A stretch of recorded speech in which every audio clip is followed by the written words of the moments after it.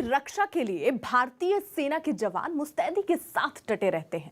लद्दाख में चीन ने जमीन पर खींची लकीरों का उल्लंघन किया था। 1971 में पाकिस्तान ने आसमान की सरहदों की अनदेखी की थी और दोनों मौके पर भारत की थल सेना और वायुसेना ने उनको मुंहतोड़ जवाब दिया था। लेकिन बदलते वक्त के साथ जमीन और आसमान के बाद समुद्री सीमा की भी अहमियत बढ़ी है और हमारे समंदर के शूरवीर वहां के भी दुश्मनों के पसीने छुड़ाने के लिए मुस्तैद हैं, क्योंकि हिंदुस्तान के पास एक से बढ़कर एक ऐसी पनडुब्बियां हैं जिनके दम पर हम हिंद महासागर पर राज करते हैं। समंदर के अंदर या बाहर पाकिस्तान हमारे सामने कहीं नहीं टिकता। अगर चीन ने भी पानी में आग लगाने की कोशिश की तो शक्तिशाली सबमरीन के दम पर भारत उसके इरादों को नीले समंदर में हमेशा के लिए दफन कर देगा।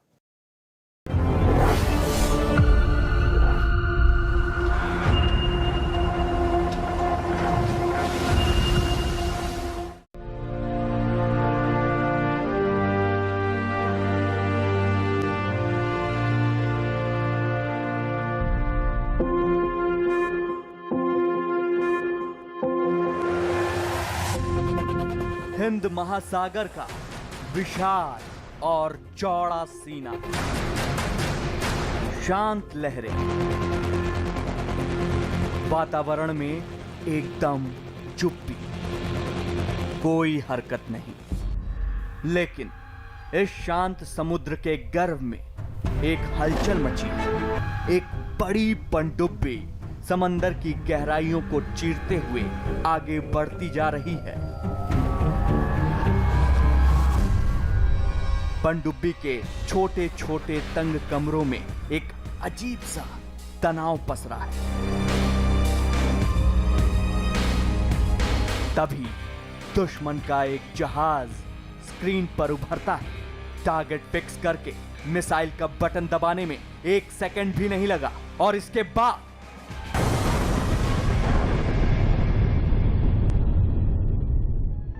अरब सागर, बंगाल की खाड़ी के साथ पूरे हिंद महासागर में ऐसे नजारे रोज की बात है। हिंद महासागर में गश्त लगाते हमारे सबमरीन्स टारगेट के कुछ इसी अंदाज में परखच्चे उड़ाते हैं। जमीन और हवा के साथ भारत की बढ़ती समुद्री शक्ति से चीन और पाकिस्तान भी हैरान है। पाकिस्तान तो कभी टक्कर में था ही नहीं। रही बात चीन की, तो आज कुछ अपने दम पर और कुछ दोस्तों की मदद से हिंदुस्तान समंदर का सिकंदर बना हुआ है। हिंदुस्तान की वो कौन सी समुद्री ताकत है जिससे चीन भी आज खौफ खाता है? हिंद महासागर में समंदर में लहराते तिरंगे को देखकर पाकिस्तान के पसीने क्यों छूटने लगते हैं? और समुद्री सरहद की रखवाली के लिए वो कौन सा हथियार हमें मिलने वाला है जिसके बाद दुनिया भर में भारत का परचम लहराने लगेगा?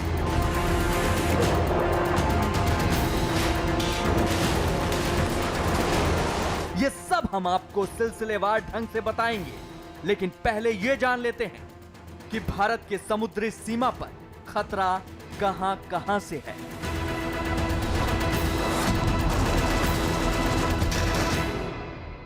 समंदर में भारत को 2 खतरे हैं। पहला है पाकिस्तान और दूसरा है चीन। पहले पाकिस्तान की बात करते हैं।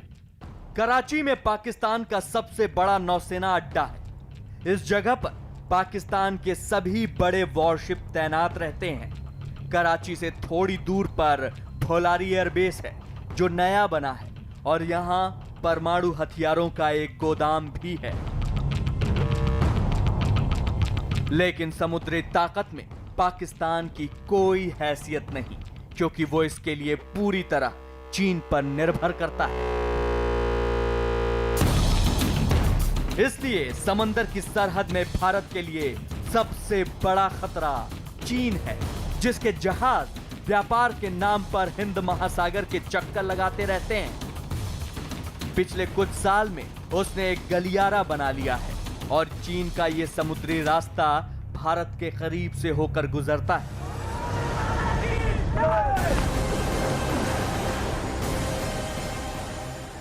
ये भी सूरत हाल आ सकती है कि पाकिस्तान की नौसेना चीन के साथ मिल करके भारतीय नौसेना पर आक्रमण भी कर सकती है। तो यहां हम देखते हैं चीन एक शक्तिशाली नौसेना रखता है और उसके साथ पाकिस्तान की प्रॉक्सी भी हमारे लिए एक चैलेंज साबित हो सकती है। समुद्र की गहराई में गश्त लगाने वाली पनडुब्बी युद्ध में गेम चेंजर कही जाती है, क्योंकि ये समुद्र की गहराई से ही दुश्मन देश की कमर तोड़ सकती है। भारत के पास परमाणु हमला करने वाली 2 पनडुब्बियां हैं। आईएनएस चक्र और आईएनएस अरिहंत पनडुब्बी परमाणु हमला करने में सक्षम है। आईएनएस चक्र को रूस से लीज पर लेकर 4 अप्रैल 2012 को नौसेना में शामिल किया गया था। आईएनएस चक्र पनडुब्बी की पानी में रफ्तार 43 किलोमीटर प्रति घंटा है।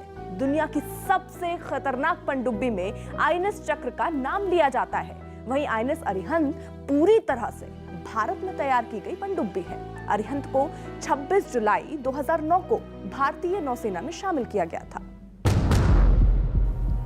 जब खतरा ज्यादा है तो जाहिर तैयारी भी बड़ी होगी। तैयारी और मोर्चाबंदी के मामले में भारत चीन और पाकिस्तान से मीलों आगे निकल चुका है। आज भारत के पास एक से बढ़कर एक पनडुब्बी मौजूद है जो समुद्र की लहरों को चीरकर टारगेट के चीथड़े उड़ाने की ताकत रखता है। भारत के पास कितनी पनडुब्बियां हैं इसकी पक्की जानकारी किसी को नहीं। वैसे भी सुरक्षा की दृष्टि से इसे बताना सही भी नहीं होगा। समुद्र की गहराई में गश्त लगाने वाली पनडुब्बी युद्ध में गेम चेंजर कही जाती है, क्योंकि ये समुद्र की गहराई से ही दुश्मन देश की कमर तोड़ सकती है। भारत के पास परमाणु हमला करने वाली 2 पनडुब्बियां हैं। आईएनएस चक्र और आईएनएस अरिहंत पनडुब्बी परमाणु हमला करने में सक्षम है। आईएनएस चक्र को रूस से लीज पर लेकर 4 अप्रैल 2012 को नौसेना में शामिल किया गया था। आईएनएस चक्र पनडुब्बी की पानी में रफ्तार 43 किलोमीटर प्रति घंटा है। दुनिया की सबसे खतरनाक पनडुब्बी में आईएनएस चक्र का नाम लिया जाता है। वहीं आईएनएस अरिहंत पूरी तरह से भारत में तैयार की गई पनडुब्बी है। अरिहंत को 26 जुलाई 2009 को भारतीय नौसेना में शामिल किया गया था। इन दोनों के अलावा भारत के पास कलावरी, शिशुमार और सिंधुदुर्ग जैसी कई सबमरीन हैं, जिन्हें पानी के अंदर दुश्मन के किले में घुसकर तबाही मचाने में पल भर का वक्त नहीं लगता। आईएनएस अरिहंत और आईएनएस चक्र 2 न्यूक्लियर पावर्ड सबमरीन हैं, जिनमें से INS Arihant nuclear ballistic missile fire करने में सक्षम है, जिसकी वजह से भारत का न्यूक्लियर त्रिशूल लैंड, एयर एंड सी पूरा होता है। समुद्री शक्ति में भारत की टक्कर चीन से ही है, क्योंकि पाकिस्तान इसके लिए पूरी तरह चीन पर निर्भर है। यह बताना बहुत मुश्किल है कि किसके पास कितनी पनडुब्बियां हैं, क्योंकि हर देश इस जानकारी को दबा कर रखता है। लेकिन समंदर में भारत की ताकत जानने के लिए 1971 की घटना को हमेशा याद किया जाता है, जब पाकिस्तान की गाजी पनडुब्बी भारत की तरफ हमले के लिए बढ़ रही थी। गाजी सबमरीन के निशाने पर था उस वक्त भारत का सबसे बड़ा वॉरशिप आईएनएस विक्रांत। गाजी पनडुब्बी की गिनती उस वक्त की सबसे खतरनाक और शक्तिशाली पनडुब्बियों में होती थी। शक्तिशाली होने के बावजूद पाकिस्तान की गाजी सबमरीन समुद्र में खाक हो गई थी। समंदर के नीले पानी में अगर ऐसे भारी भरकम युद्धपोतों को दुश्मन की काली नियत से बचाना है, इस सुरक्षा का इंतजाम भी यहीं करना पड़ता है। इन्हीं लहरों के नीचे जो दुश्मन को नजर भी ना आए और दुश्मन चारों खाने चित हो जाए। अब दौर है स्टील्थ पनडुब्बियों का। स्टील्थ का मतलब होता है गुप्त छिपी हुई। इस तरह स्टील्थ सबमरीन का मतलब हुआ गुप्त पनडुब्बी। युद्धपोतों से अलग गुप्त पनडुब्बियों को ईंधन के लिए पानी के ऊपर नहीं आना पड़ता है। न्यूक्लियर सबमरीन में तो रिएक्टर से लगातार एनर्जी सप्लाई होती रहती है और पनडुब्बियां जब तक चाहे पानी के भीतर रहकर दुश्मनों के इरादों को पलीता लगा सकती हैं। भारत की तैयारी अब पाकिस्तान जैसे दुश्मनों की नींद हराम करने के लिए काफी है। पहले ही उधार की पनडुब्बी गाजी से भारत को नुकसान पहुंचाने में वो नाकाम हो चुके हैं। पाकिस्तान उधार में मिले बड़े हथियारों के बावजूद हर जंग में मात खाता रहा और भारत खुद को आत्मनिर्भर करते हुए चीन और पाकिस्तान से काफी आगे निकल गया। भारत की समुद्री शक्ति को लेकर भविष्य की रणनीति भी कुछ ऐसी ही है। नौसेना की ताकत में इजाफा करने के लिए भारत परमाणु हमले से सक्षम 6 पनडुब्बी बना रहा है। 6 परमाणु चलित पनडुब्बी बनाने के 45,000 करोड़ रुपए का बजट तय किया गया है। 2015 में सरकार ने पनडुब्बियों के निर्माण की इजाजत देते हुए 100 करोड़ रुपए जारी किए थे। ये पनडुब्बियां भी INS अरिहंत की तरह गहरा गोता लगाने में माहिर होंगी। इसके रडार और परमाणु रिएक्टर पहले से भी ज्यादा आधुनिक होंगे।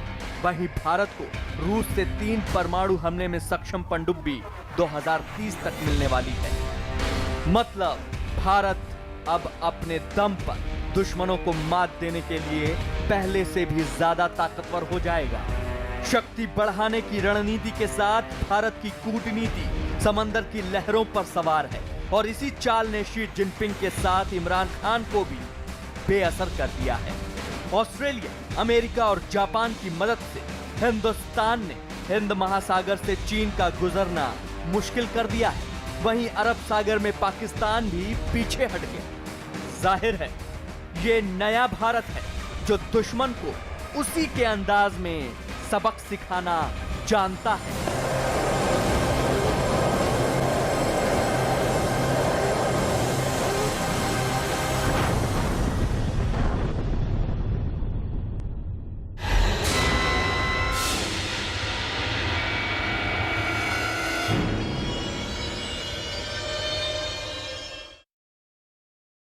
उसके नेत्र खुलते ही शत्रु भस्म हो जाता है। उसके तेज के सामने दुश्मन की हर चाल नाकाम हो जाती है। वो हमले से पहले दुश्मनों को संभलने का मौका तक नहीं देता। वैसे तो वो एक वेपन है, लेकिन उसकी क्षमता को देखकर उसे काली का नाम दिया गया है। काली यानी किलो एम्पियर लीनियर इंजेक्टर। ये एक लेजर बीम से हमले करने वाला हथियार है जिसकी अदृश्य तरंगों के सामने बड़े से बड़े तोप और टैंक नहीं टिक पाते। काली के दम पर लेजर हथियारों की रेस में अब भारत भी दूसरे देशों के साथ कदम से कदम मिलाकर चल रहा है।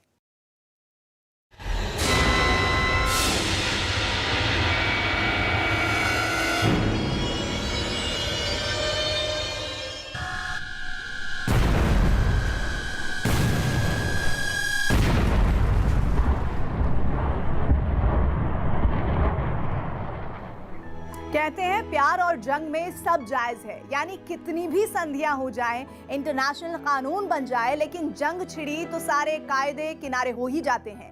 काम आती है आपकी ताकत, जैसे कि सेना का यह नया शूरवीर राफाल है।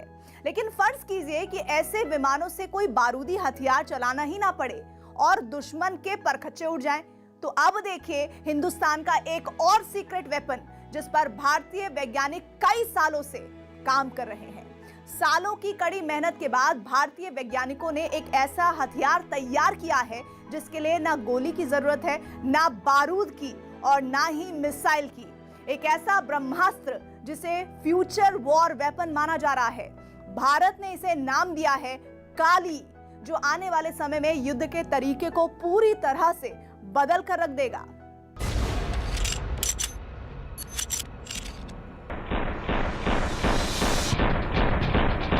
न गोली, न रॉकेट,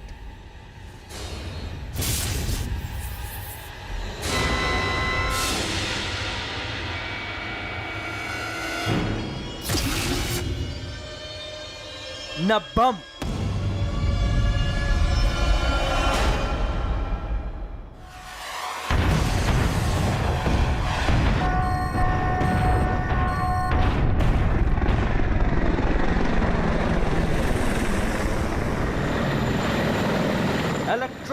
इलेक्ट्रॉन की शक्ति से दुश्मनों का होगा सफाया।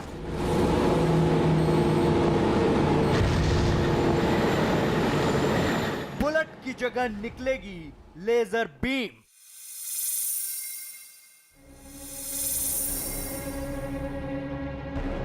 बड़े बड़े फाइटर प्लेन, मिसाइल और ड्रोन तेज रोशनी से ढेर हो जाएंगे।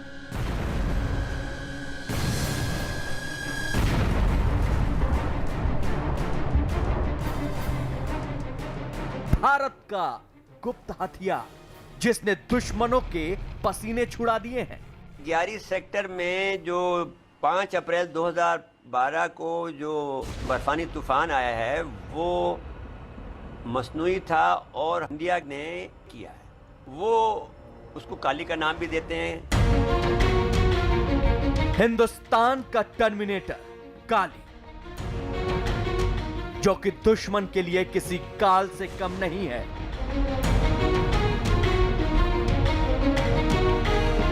काली यानी किलो एम्पियर लीनियर इंजेक्टर, एक ऐसा हथियार जो पल भर में दुश्मन का खात्मा कर देगा।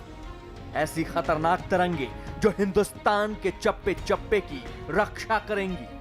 अदृश्य तरंगों वाला ऐसा ब्रह्मास्त्र जिसकी निगाहें गिद्ध से भी तेज होंगी।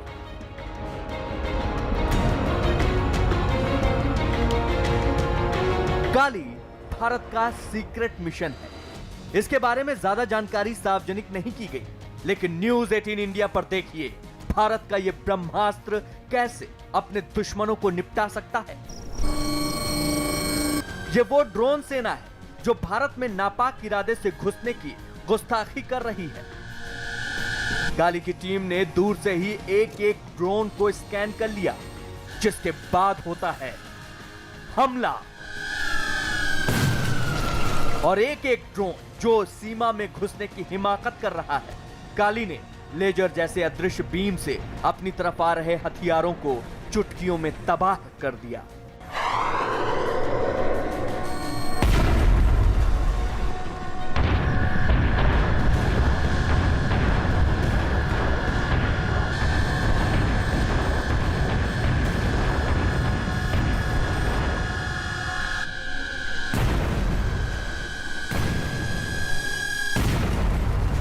एयरक्राफ्ट है, फाइटर जेट्स हैं या ड्रोन्स हैं या इनकमिंग मिसाइल्स हैं, आप उनके जो ऑन बोर्ड इलेक्ट्रॉनिक सिस्टम्स हैं या जो उनकी सर्किटरी है या उनके वायरलेस सिग्नल्स वाले जितना इक्विपमेंट उनके ऊपर ऑन बोर्ड है, उनको इस इलेक्ट्रॉन बीम के माध्यम से डिसेबल करके उनको जो उन वेपन्स को न्यूट्रलाइज कर देते हो अपना इंटेंडेड टारगेट हिट करने से पहले।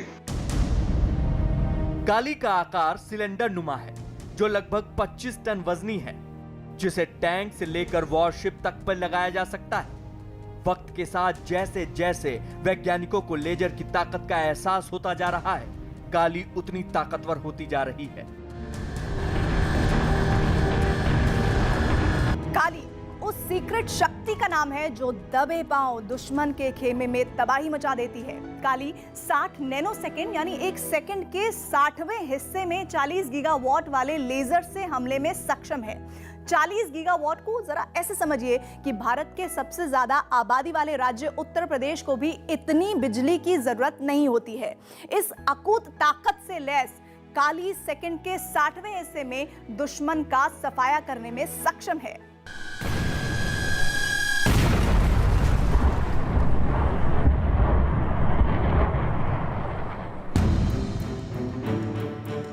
काली में भारी मात्रा में ऊर्जा संग्रहित करने वाले कैपेसिटर जैसे यंत्र लगे होते हैं, जिनमें एकत्र ऊर्जा दुश्मन के इलेक्ट्रॉनिक उपकरणों को जाम करके उसे पंगु बना सकती है। हमला भी इतना तेज कि दुश्मन को पलक झपकने का भी मौका नहीं मिलता। काली प्रकाश की गति से वार करती है, यानी काली के कहर से बच पाना नामुमकिन है।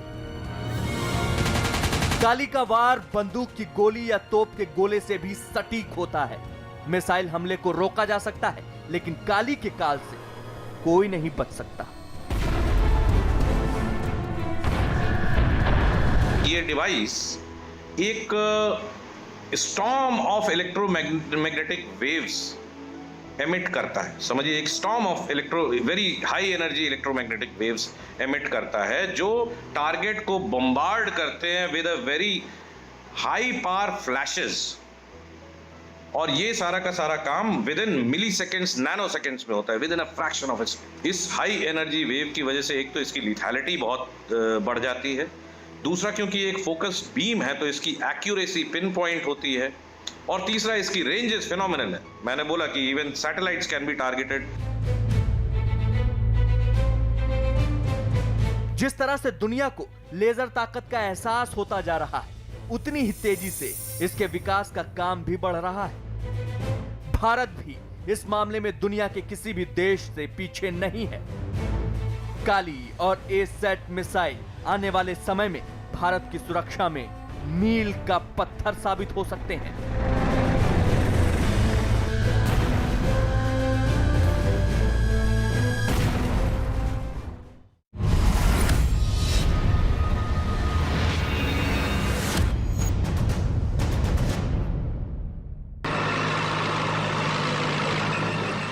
बदलते वक्त के साथ जंग के तरीके भी बदलते जा रहे हैं। लड़ाई का लेवल अब आसमान से भी ऊपर अंतरिक्ष तक जा पहुंचा है।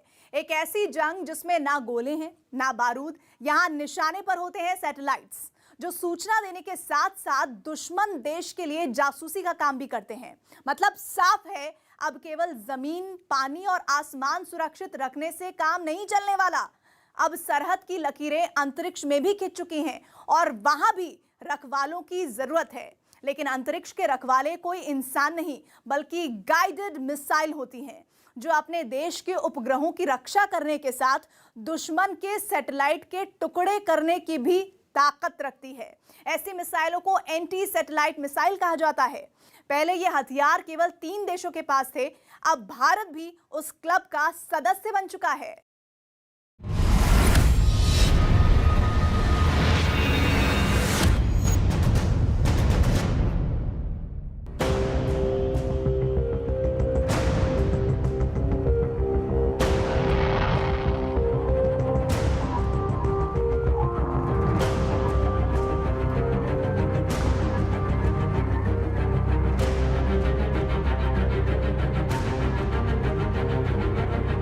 दुनिया के सबसे खतरनाक युद्ध की तैयारी।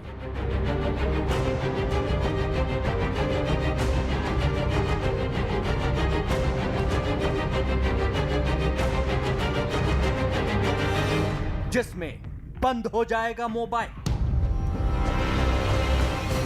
काम नहीं करेगा इंटरनेट, ऑफ हो जाएगा टीवी, एटीएम से नहीं निकलेंगे पैसे,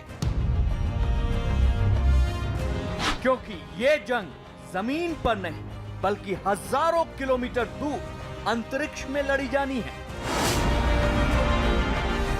और इस मिसाइल का लक्ष्य कोई कैंप, बेस या शहर नहीं है, बल्कि इसका टारगेट पृथ्वी से मीलों दूर विचर रहे सैटेलाइट हैं।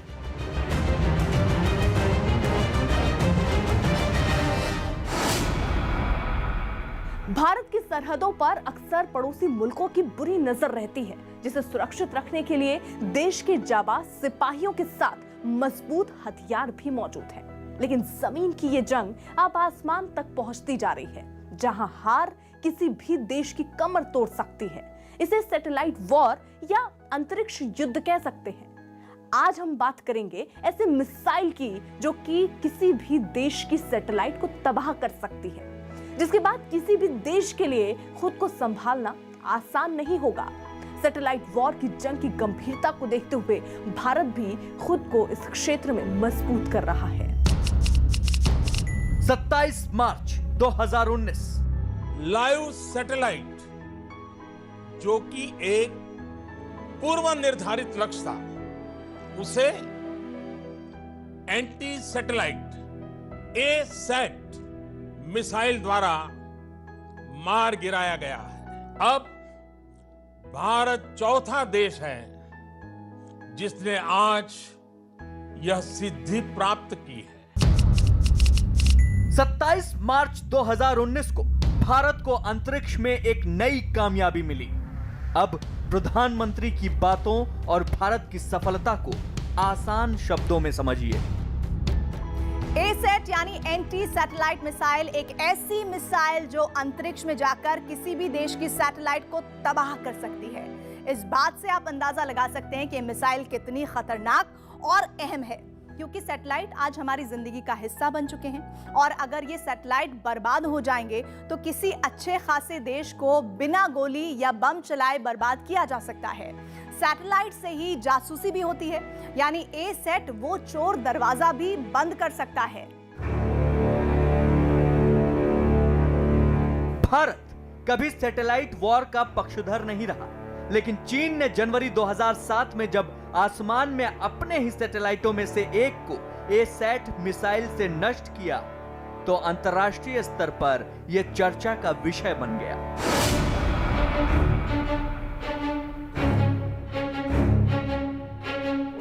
इस कार्रवाई ने अंतरिक्ष में खतरनाक मलबे के सैकड़ों टुकड़े छोड़ दिए और अंतरिक्ष में हथियारों की होड़ की संभावना को लेकर एक चेतावनी जारी कर दी।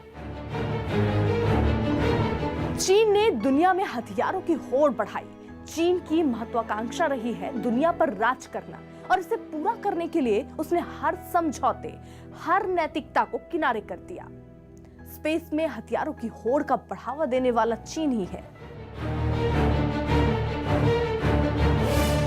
चीन ने एक बार फिर साल 2013 में एंटी सैटेलाइट मिसाइल का सफल परीक्षण किया, जिसके बाद भारत के सामने इस प्रोजेक्ट पर काम करना एक तरह से मजबूरी बन गया। जिस तरह चीन भारत पर बुरी नजर रखता है, उसे देखते हुए हर क्षेत्र में हिंदुस्तान को जवाब देने के लिए तैयार रहना बेहद जरूरी था। इसी जरूरत को महसूस करते हुए 2012 में तत्कालीन डीआरडीओ प्रमुख विजय कुमार सारस्वत ने इस मिसाइल की रूपरेखा तैयार की।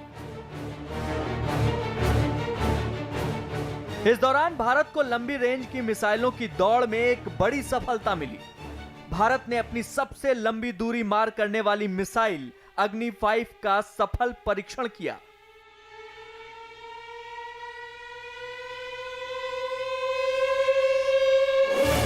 जिसके बाद डीआरडीओ को एंटी सैटेलाइट मिसाइल को बनाने के लिए एक नया बल मिला और भारत तेजी से इस मिसाइल पर काम में लग गया, जिसे मिशन शक्ति नाम दिया गया।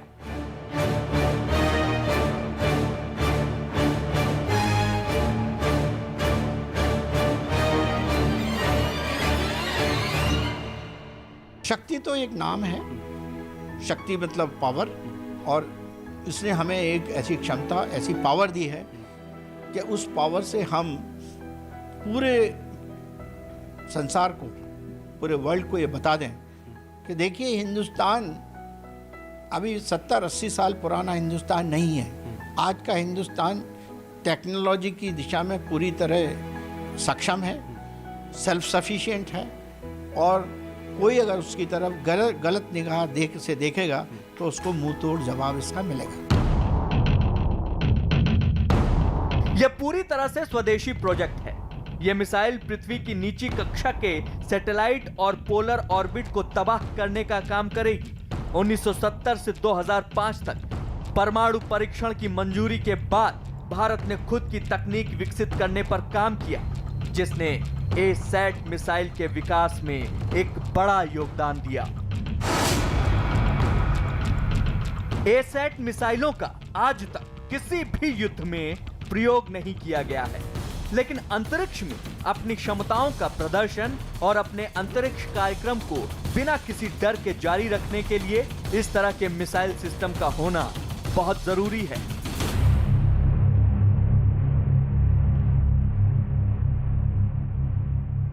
एंटी सैटेलाइट कैपेबिलिटी प्राप्त करने से हमारी क्षमता, बार्गेनिंग पावर जो डिप्लोमेटिक फ्रंट पे है वो काफ़ी आगे बढ़ गई है। इस समय अगर कोई देश हमारे स्पेस ऑब्जेक्ट्स को हानि पहुंचाने की कोशिश करेगा तो हम उसको मुंह तोड़ जवाब दे सकते हैं। लेकिन क्या पृथ्वी से अंतरिक्ष में मार करना इतना आसान होता है? पृथ्वी की सबसे निचली कक्षा 100 से 2000 किलोमीटर ऊपर होती है, जिसे लो अर्थ ऑर्बिट कहते हैं। इसी लो अर्थ ऑर्बिट में ज्यादातर टेलीकम्युनिकेशन सैटेलाइट्स को रखा जाता है।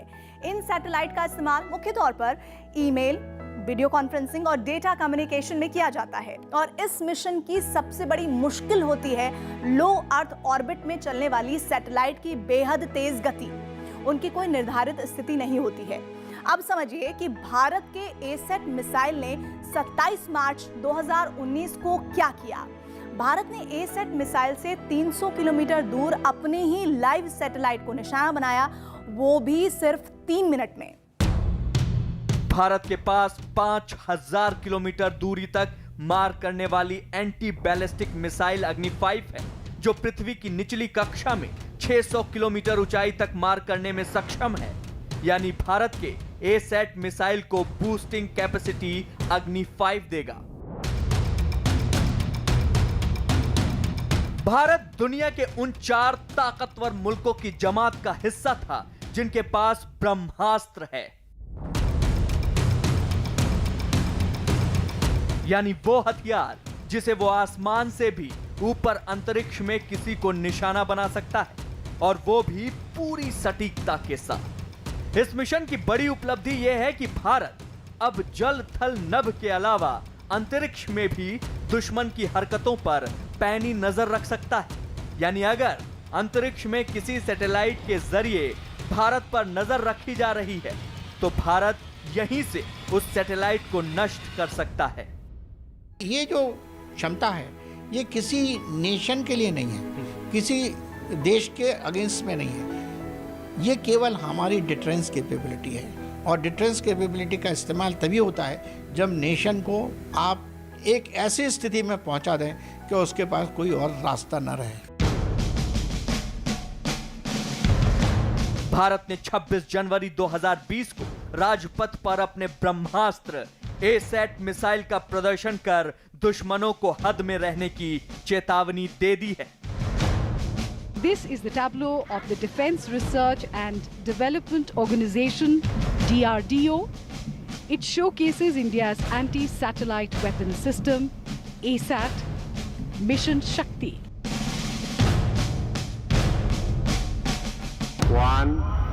वक्त बदला, हालात बदले, विज्ञान युद्ध के मैदान से लेकर आम जिंदगी तक जुड़ता गया।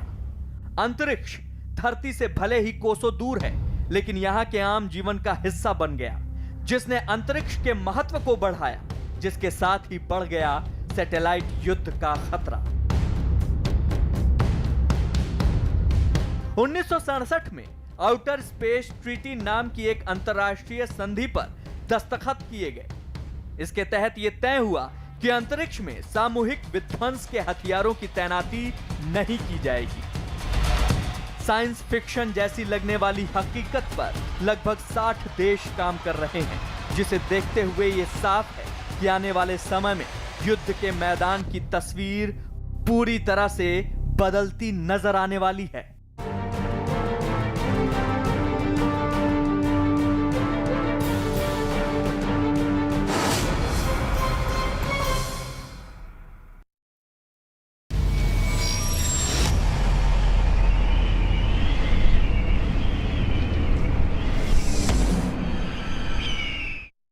वो अद्भुत है, सर्वदा शक्तिशाली है। उनके इरादे फौलाद से बने होते हैं। वो मुल्क की हिफाजत के लिए सरहद की उन ऊंचाइयों पर पहुंच जाते हैं जहां कुदरत उनकी सबसे बड़ी दुश्मन होती है, फिर भी वो जरा भी नहीं हिचकते। ये दास्तां है सियाचिन ग्लेशियर में सीमा की रखवाली कर रहे योद्धाओं की, जिनके पराक्रम और साहस की मिसाल पूरी दुनिया में दी जाती है। देश उन जवानों को सलाम करता है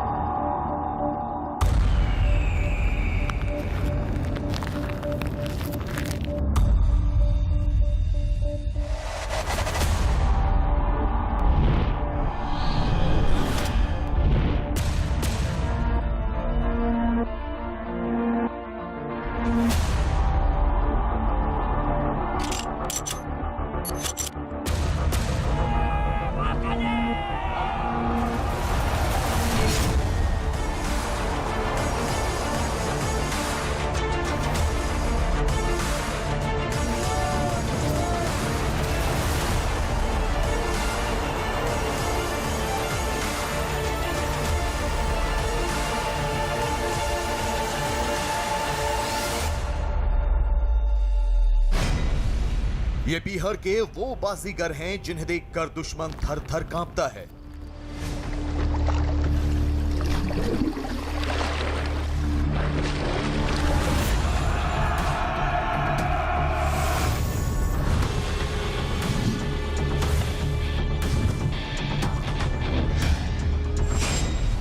ये साहस और शौर्य की वो मिसाल हैं जिनके कारनामों के आगे पहाड़ सी मुसीबतें भी पानी भरती हैं।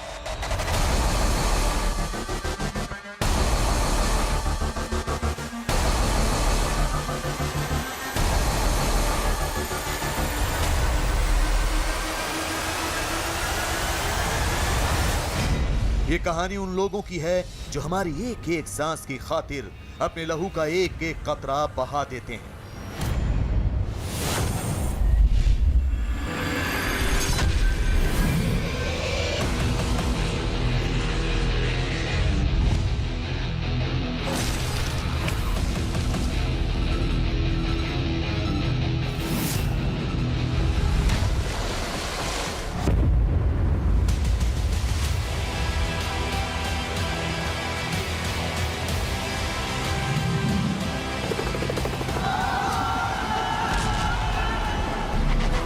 ये कहानी एक आम इंसान के फौलाद बनने की है।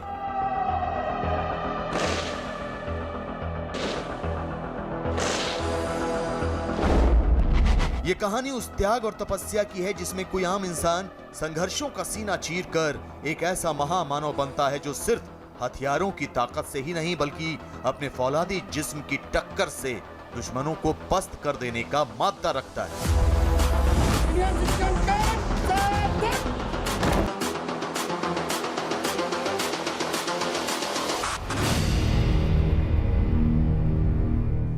सोचिए, जमीन से हजारों फीट की ऊंचाई हो, जहां ऑक्सीजन का लेवल नाम मात्र हो, खून को जमा देने वाली सर्दी पड़ रही हो। ऐसे में एक इंसान के लिए कितनी चुनौतियां पेश आ सकती हैं, इसका अंदाजा भी लगाना मुश्किल है। लेकिन भारतीय सेना के जाबाजों की एक ऐसी टोली भी है जो दुनिया के सबसे ऊंचे युद्ध क्षेत्र के लिए तैयार होती है।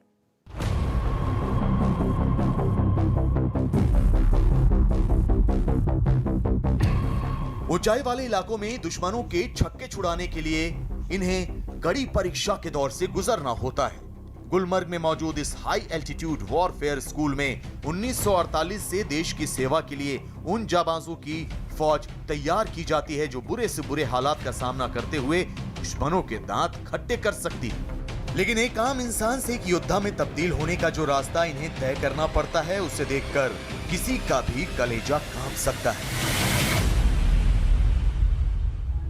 जिस इलाके में एक एक सांस खींचना मुश्किल होता हो, वहां इन शूरवीरों को दौड़ लगानी पड़ती है। ये एक ऐसी दौड़ होती है जिसमें जवानों को 9000 फीट की ऊंचाई वाली फिनिश लाइन तक पहुंचना होता है। दुर्गम रास्तों से होते हुए फिनिश लाइन तक ये दूरी 18 किलोमीटर की होती है। यानी 9000 फीट की ऊंचाई तक पहुंचने के लिए 18 किलोमीटर का बेहद कठिन रास्ता तय करना होता है। इस दौरान इन्हें अपने निजी हथियारों के साथ 18 किलोग्राम जरूरी साजो सामान भी साथ लेकर दौड़ना होता है। इन फौजियों को पूरे देश की मिलिट्री यूनिट्स में से चुना जाता है। इन चुने हुए जाबाजों को अपनी अपनी यूनिट्स में सबसे तेज, सबसे होशियार और सबसे ताकतवर माना जाता है। हाई ऑल्टीट्यूड वॉरफेयर स्कूल जो गुलमर्ग और सोनामर्ग में स्थित है, वो एक बहुत ही बेहतरीन ट्रेनिंग इंस्टीट्यूशन है। ट्रेनिंग बहुत सख्त, खतरनाक अगर आप नियमों का पालन ना करें तो। जिस तरीके से वो आप में जोश पैदा करते हैं, आपको एक सक्षम सैनिक बनाते हैं, आपको पहाड़ी योद्धा बनाते हैं, वाकई काबिल तारीफ।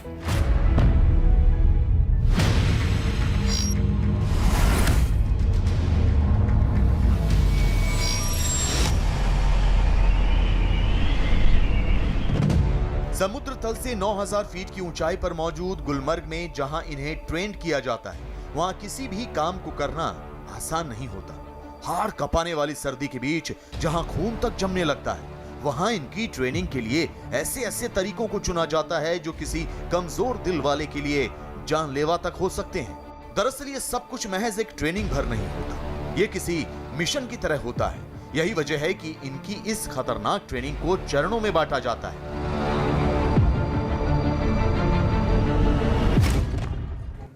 जवानों की ट्रेनिंग को चरणों में बांटने के बाद हर चरण में अलग अलग टारगेट सेट किए जाते हैं। इन जवानों के सामने 11 हफ्ते की ट्रेनिंग का लक्ष्य रखा जाता है। ट्रेनिंग के इन 77 दिनों में इन्हें बेहद कठिन मुसीबतों को पार करना होता है, जिनमें से 49 दिन इन जवानों को बेसिक ट्रेनिंग दी जाती है, जबकि बचे हुए 28 दिन इन्हें एडवांस ट्रेनिंग दी जाती है।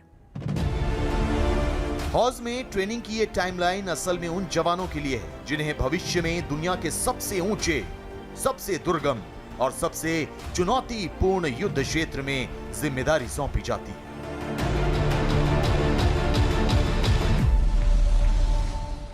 तकरीबन 20,000 फीट की ऊंचाई पर मौजूद सियाचिन ग्लेशियर ये दुनिया के किसी भी देश के मुकाबले सबसे ऊंचा युद्ध क्षेत्र है।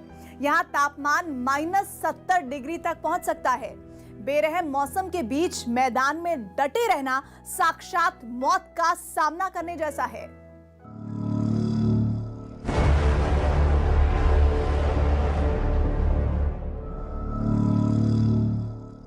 क्योंकि इसी की बदौलत ये पता चल सकता है कि कोई जवान ऑक्सीजन की कमी को कितना बर्दाश्त कर सकता है। इस माहौल में खुद को ढालने के लिए वक्त के साथ साथ विज्ञान भी लगता है, लेकिन इस माहौल में ढलने की जो चुनौती किसी आम इंसान के लिए पहाड़ जैसी हो सकती है, वहां ये जवान महज 6 दिन के भीतर अपने शरीर को माहौल के मुताबिक ढाल लेते हैं। High altitude warfare school 9,000 metre पर स्थित है और यहाँ पर जब हम लोग रिपोर्ट करते हैं तो पहले दिन आराम और दूसरे दिन तकरीबन 1.5 किलोमीटर का लाइट वॉक और फिर तीसरे और चौथे दिन 3 किलोमीटर का पैदल मार्च करके आते हैं और पांचवें और छठे दिन तकरीबन 5 किलोमीटर और 1,000 मीटर की चढ़ाई चढ़ते हैं। ट्रेनिंग के 6 दिन जवानों के लिए बहुत खास होते हैं, क्योंकि इन्हीं 6 दिन में तय होता है कि आगे की मुश्किलों से लड़ने के लिए कितने लोग तैयार होने वाले हैं। यही वजह है कि ट्रेनिंग के पहले दिन इन जवानों को पूरी तरह आराम दिया जाता है, यानी आने वाली ट्रेनिंग को ये अच्छी तरह से निभा सके इसकी तैयारी करवाई जाती है। दूसरे दिन इन जवानों को 1.5 किलोमीटर की सैर कराई जाती है, जिसे पहाड़ी इलाकों में बिल्कुल आसान नहीं माना जाता। तीसरे और चौथे दिन इन जवानों को 3 किलोमीटर पैदल चलना होता है ताकि इनके फेफड़े लंबी दूरी के लिए तैयार हो सकें। पांचवें और छठे दिन ये फौजी 5 किलोमीटर की दूरी तय करते हैं। इस दौरान इन्हें 1000 फीट की ऊंचाई तय करनी होती है, वो भी 5 किलो युद्ध भार पीठ पर लादकर।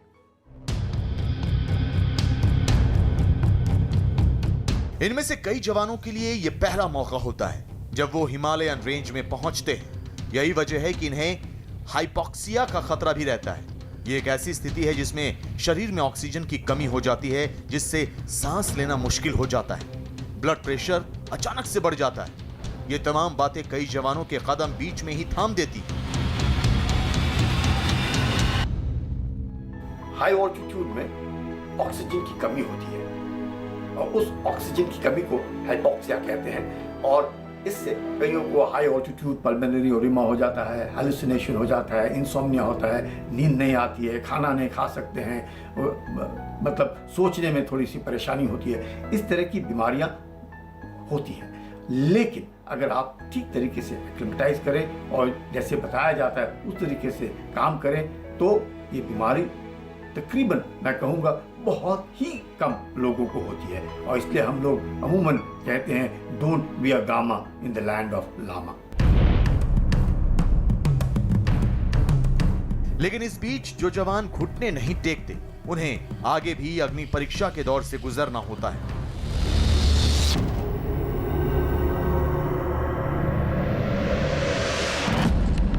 इन जवानों को पहाड़ों पर बहने वाली नदी की धाराओं को भी पार करना होता है। इन नदियों का पानी इस कदर ठंडा होता है कि चंद सेकंडों के भीतर शरीर को सुन्न कर सकता है।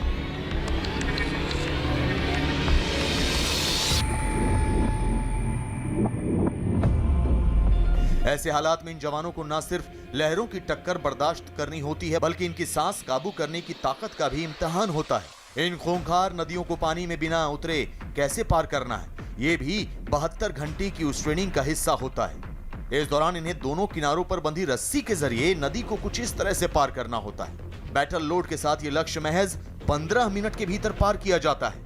ये ट्रेनिंग का एक ऐसा दौर होता है जिसमें इन्हें अपने शरीर की पूरी ताकत का सही तरीके से इस्तेमाल करना होता है।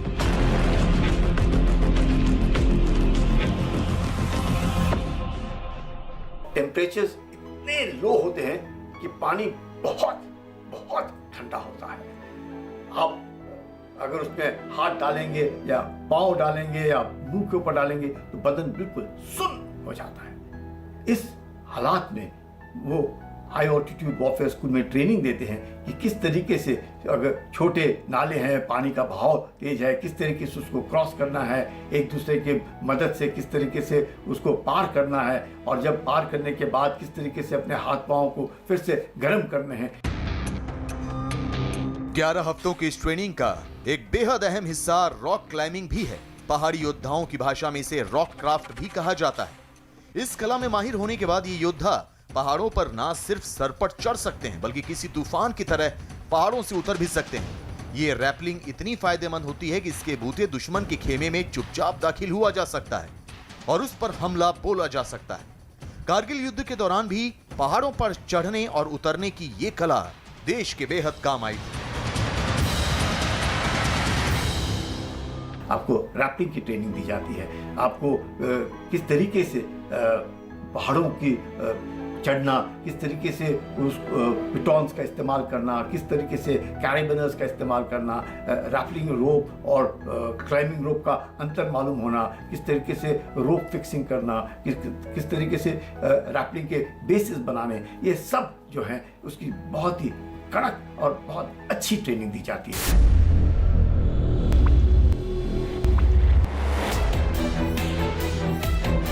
ट्रेनिंग के आखिरी दौर से पहले वो वक्त आता है जब इन्हें बर्फीले इलाके में अपनी शारीरिक ताकत और सहनशीलता की परीक्षा देनी होती है। ये स्नो क्राफ्ट है।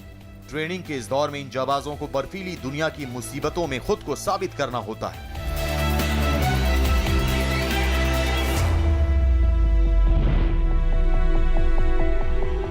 स्नो क्राफ्ट यानी बर्फ में बचे रहने का हुनर और बर्फीले बिहड़ में अपने दुश्मनों को हरा देने की कला। इसी चरण को पूरा करके जवान सियाचिन के रखवाले योद्धा बनते हैं। इस दौरान इन्हें -30 से -70 डिग्री के बीच रहना सिखाया जाता है। ये देखा जाता है कि एक जवान कितनी देर तक इस तापमान को बर्दाश्त कर सकता है। इसी पड़ाव में ये जवान मेटल स्पाइक्स यानी धातु के कांटेदार जूतों के साथ पहाड़ों पर चलना सीखते हैं।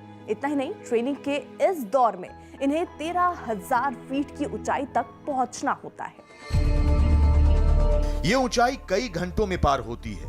इस दौरान इन जाबाजों की सहन शक्ति को बर्फीले दर्रों की कसौटियों पर कई बार परखा जाता है। हाड़ को कपा देने वाली इस ट्रेनिंग के 11 हफ्ते इनकी जिंदगी का ऐसा लम्हा होते हैं जिसे याद कर ये दुनिया की हर तकलीफ को भुला सकते हैं। एक योद्धा की पहचान भी यही है, अपराजेय, अडिग, अदम्य।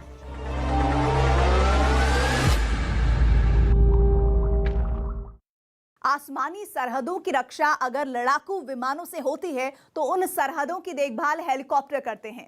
पहले हेलीकॉप्टर केवल सामान और जवानों को लाने ले जाने का काम करते थे, लेकिन मिलिट्री ऑपरेशंस के तरीके बदले और हेलीकॉप्टर लड़ाकू बाज में तब्दील हो गए। भारतीय वायुसेना की पहली अटैक हेलीकॉप्टर स्क्वाड्रन का गठन 1 नवंबर 1983 को किया गया था। उस दौर में उस स्क्वाड्रन को ग्लैडिएटर्स के नाम से जाना जाता था। 80 और 90 के दशक में भारत के इस स्क्वाड्रन में रूस के बने Mi-25 और Mi-35 हेलीकॉप्टर शामिल थे। लेकिन अब जरूरत के हिसाब से हिंदुस्तान के जंगी बेड़े में दुनिया के बेहतरीन लड़ाकू हेलीकॉप्टर शामिल हो चुके हैं। अपाचे और स्वदेशी तकनीक से बना रुद्र दुश्मन के लिए किसी काल से कम नहीं है।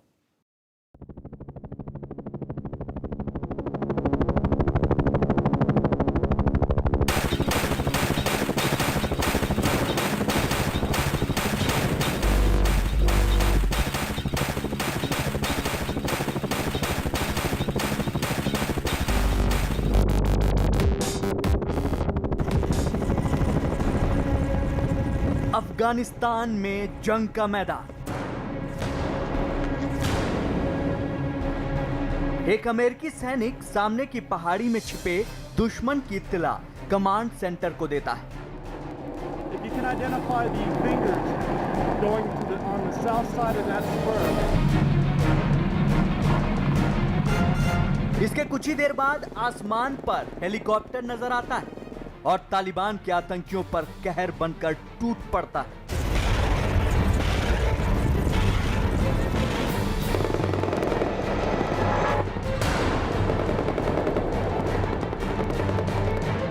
इसके बाद कुछ नजर आता है तो पहाड़ियों से उठता धुआं और एक जोर का धमाका।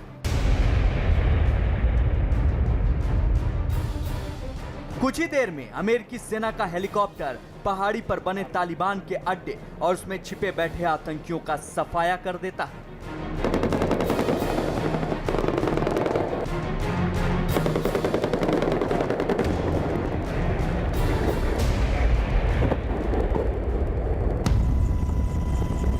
हेलीकॉप्टर हवा में उड़ती वो वॉर मशीन जिसके आगे ताकतवर दुश्मन भी बेबस नजर आता है।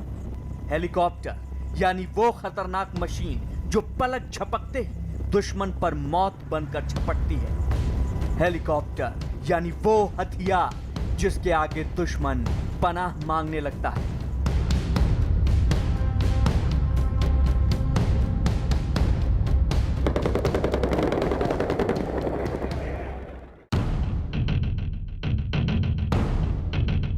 अपाचे AH-64E अटैक हेलीकॉप्टरों की दुनिया का वो नाम जिसे सुनने के बाद ताकतवर से ताकतवर दुश्मन की भी रूह कांपने लगती है। अपाचे ऑपरेशन डेजर्ट स्टॉर्म के अलावा अफगानिस्तान में भी जंग के दौरान अपनी काबिलियत दिखा चुका है। अपाचे हेलीकॉप्टर को दुनिया का सबसे घातक अटैक हेलीकॉप्टर माना जाता है और आज की तारीख में यही अपाचे हेलीकॉप्टर भारतीय सेना की शान बन चुका है। 2015 में पहली बार अमेरिकी कंपनी बोइंग और भारत सरकार के बीच अपाचे हेलीकॉप्टर की खरीद पर करार हुआ था और इस करार के मुताबिक भारत बोइंग से 22 अपाचे हेलीकॉप्टर खरीदेगा। इस करार